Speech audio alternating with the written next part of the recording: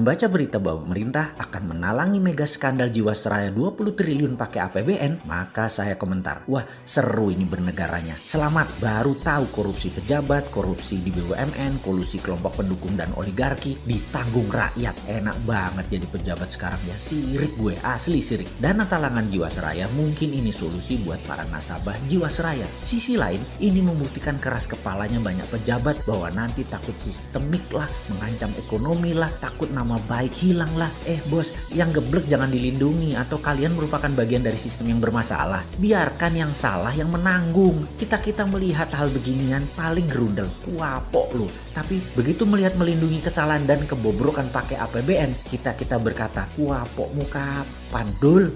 Makanya bernegara jangan berbisnis. Semua itu hanya sarana buat bancaan, bagi-bagi porsi. Lah enak yang dapat, terus yang hilang filenya di kejaksaan. Ya enak juga, wis cocok wis iki. Surga banget deh kesannya para kriminal di negara ini ya. Ini negara para berdebah emangnya. Ya nggak begitulah ngurus negara. Old mind dan old system harus diubah. Itu fundamental berpikir. Cara lama yang sudah puluhan tahun tidak mau diubah. Itu yang membuat kalian punya banyak uang di luar negeri kan ya. Karena itu nggak bakal kalian mau berubah. Lah enak, ngapain berubah? Oke lah, banyak yang sudah diubah saat ini di Indonesia. Kita akui ada pembangunan bagus, iya, tapi belum menunjukkan hasil positif. Kita belum jadi negara pemenang. Kita masih pakai GBHN negara lain. Kita masih kejepit di gambar map buatan orang lain atau negara lain. Kita tidak punya nation interest yang berdaulat. Paling hanya proyek negara dan anggaran yang dibicarakan. Bukan grand plan mau jadi apa negara ini. Di sini terpancing kita selalu untuk membantu dan memberikan kontribusi. Banyak orang yang kepala dingin melihat pendekatan bosman sebagai alternatif. Namun kalau otak pendek dan gak berilmu, bahkan mengirim buzzer menganggap bosman ini anti pemerintah. Gak pernah kita ini anti. Kita selalu memberikan masukan agar lebih baik lagi. Memang karena school of thought-nya beda, jadi landasan keilmuannya beda, muscle knowledge-nya beda, terlihat anti. Karena saat ini cara mendoktrinnya adalah apapun yang beda artinya melawan. Ngono ya. Padahal ini semua adalah perilaku alami. Contoh ikan selalu berenang melawan arus, hanya ikan mati yang ikut arus. Begitu cara melihat perbedaan. Lupa, buzzer mah gak peduli sama bangsa negara ya. Pokoknya hanguskan orang yang berbeda dengan pejabat sekarang. Pejabat sekarang selalu benar dan berpikir untuk rakyat. Tidak ada cara yang lebih baik dari cara pejabat sekarang. Titik. Mudah-mudahan gak resesi 2 kuartal berturut-turut. Kalau ternyata 3 kuartal ke depan minus, bahkan 4 kuartal minus, yopo. Gampang, bangun narasi. Narasi pejabat tidak pernah salah. Yang salah orang yang beda pendapat. Aman kalau gitu. Sudah punya narasi-narasi doktrin ya. Para buzzer kan ada mastermind-nya. Ya alhamdulillah aman kalau kayak gitu. Silahkan. Kalau udah punya narasinya lanjutkan. Selamat kalian aman di atas sana. Aman. Kebetulan rakyat sekarang memang cuma butuh narasi kok. Silahkan lanjutkan bos. Kalau kita bagaimana? Ya kalau kita mah terus membangun karsa dan mengingatkan bersuara versi kita membela NKRI. Gak didengeri, syukur. Dipakai alhamdulillah. Ini semua untuk Indonesia menang. Kita kembali mengingatkan sejarah. Sejarah yang mengingatkan bahwa Nusantara ditakdirkan jadi global player sejak lahir. Sekarang sayang kita belum melihat rencana ke depan kita sebagai global player. Masih tarkam, masih antar kampung. Globalnya masih nyender sama superpower. Sayang banget deh. Sekali lagi, sangat disayangkan pengelolaan negara, pejabat negara, dan politikus melihat negara Indonesia tanpa wawasan sejarah, tanpa paham kekuatan geoekonomi, yaitu kekuatan geografi untuk keuntungan ekonomi. Tidak memainkan geopolitik, yaitu kekuatan geografi untuk keunggulan politik bernegara, dan pastinya tidak punya geostrategi. Memanfaatkan kekuatan geografi untuk faktor penekan bernegara. Intinya saat ini bagaimana membagi-bagi APBN doang otaknya, membuat peraturan yang sedikit menguntungkan rakyat. Rakyat hanyalah sapi yang diperes-peres susunya tapi nggak dikawin-kawin. Nikahnya pejabat itu setelah menjadi pejabat bukan dengan rakyat tapi dengan oligarki, dengan kelompoknya dan dengan politikus penguasa Senayan. Ngono ya? Oke, rakyat habis digrepek-grepek doang dan herannya rakyat gak kapok-kapok malah memuja-muja pejabat seperti itu. Hero-nya dijunjung. Top dah doktrin dan propagandanya. Top Marco Top. Kagum gua. Udah selesai ngegosip, kita lanjut. Kita menengok sejarah sebentar. Kita tahu doktrin jalur sutra itu seakan-akan jalur hebat. Karena mungkin banyak pejabat sekarang kemakan propaganda film Tiongkok dan berbisnis dengan Tiongkok kedalaman. Sampai budaya dan doktrin gak bisa dibedain.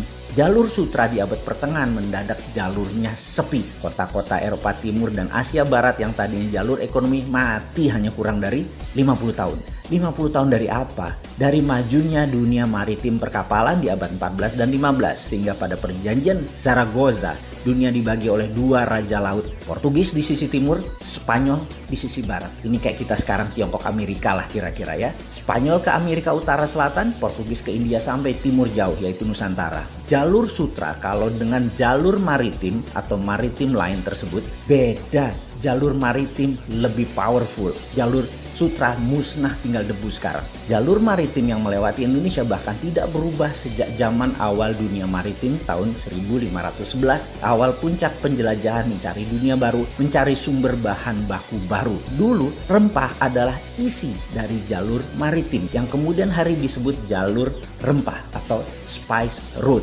Adalah jalan menuju kemakmuran. Rempah Nusantara telah membawa bangsa Inggris, Belanda, Portugal ke zaman keemasan mereka. Negara Eropa makmur berkelimpahan karena rempah Nusantara. Jadi sedari awal Nusantara memang ditakdirkan menjadi global player dan menjadi pembawa kemakmuran dunia. Ketika komoditas rempah menjadi industri, kebutuhannya rupanya bisa dipenuhi oleh daerah lain di awal abad 20-an. Maka terjadi pergeseran besar di mana bukan yang di permukaan tanah yang menjadi sasaran sekarang, namun yang berada di dalam tanah, yaitu mineral bumi. Perlu diingatkan, di dalam perdagangan rempah dikatakan wilayah Maluku, wilayah Pulau Run misalnya. Jangan bayangkan kekuatan militer yang berkuasa. Sejak awal bulognya Maluku sudah berdiri, namanya Untatang, yang membagi rata petani dan deal dengan pihak asing. Pedagang Arab, pedagang Tiongkok, sampai Portugis Inggris adalah Untatang ini. Baru ketika Belanda kemaru, greedy dan tamak, mereka membuang 15.000 penduduk wilayah penghasil pala tersebut, tinggal tersisa 1000-an dan ada banyak pembunuhan terjadi.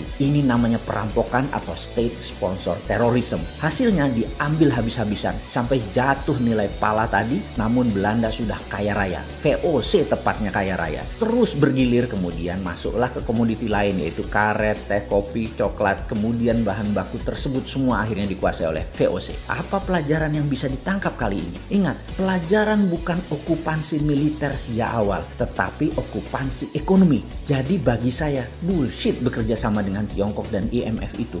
Itu bullshit besar. Foreign direct investment yang ada di otak pejabat adalah pemahaman anak bangsa yang otaknya sudah terpesona oleh globalis. Ini sebenarnya penjajahan sama seperti VOC di awal masuk selama 200 tahun sampai akhir tahun 1900-an kira-kira. Di saat dunia bergeser jauh di mana rempah bukan lagi primadona tapi sumber di dalam bumi yang jadi primadona seperti minyak, gas, batu bara dan mineral lainnya. Jadi sekedar mengingat, apapun perusahaan asing masuk ke Indonesia menggarap, mengambil, mengelola isi bumi Indonesia, itu penjajahan. Ide ini maka saya tekankan, kalau mandat di tangan generasi muda di tahun 2024, tidak ada perusahaan tambang di Indonesia milik asing. Setidaknya 50% adalah lokal, di mana proses hilirisasi setelah tambang tadi, mineral tadi, hilirisasinya 100% lokal. Cukup sudah dibodohi oleh asing selama 300 tahun diambil rempah dan apapun yang dihasilkan oleh alam Indonesia. Namun begitu bahan baku alam di Indonesia disentuh asing dan didiamkan, artinya dua. Satu, geblek tidak paham nasionalisme. Yang kedua adalah memang kaki tangan asing.